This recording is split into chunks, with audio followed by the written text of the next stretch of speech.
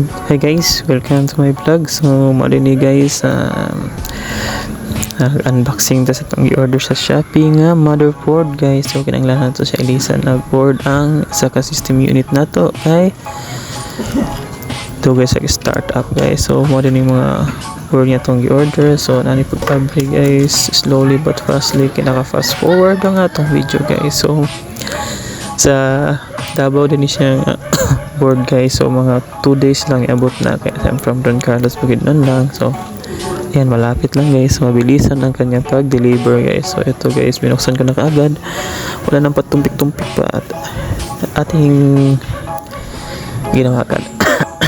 Sensya na kayo guys, ako nauubusan ngayon sa aking voice recording kasi ganun talaga buhay maulan ngayon, kasi kailangan nating mag-relax, relax. So ito guys, wala kong ibang ginagawa. So ito pala guys ay Intel i5 4th Gen. So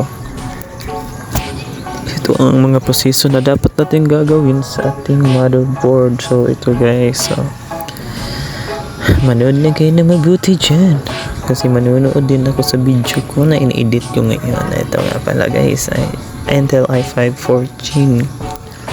So ang kanyang old motherboard na gamit ko ay Dell.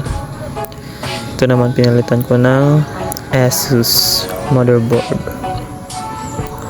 So ito guys, slowly lang yung pagkahigpit ng ating mga bolt and nuts. So ito na yung ating Intel i5 4th Gen fan for the processor guys. So ayan guys, no, ito ang mga proseso sa ginagawa natin sa ating vlog.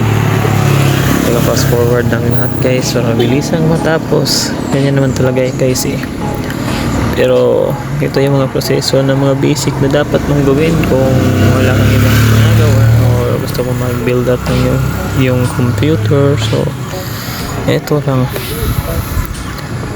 Intel i5 4th Gen, lumalaban na pang gaming yan. So kung gusto mong mas lumakas, lagyan mo ng graphics card.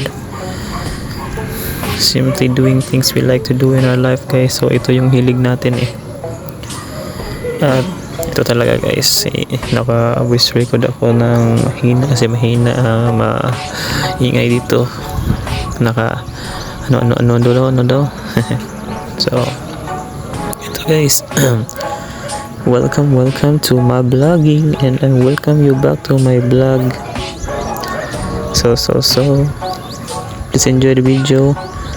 So let's use the music background guys. So yun na lahat guys, it's Windows 11 already guys, na format na natin to, kaya plug and play na lang yung computer. So yan guys.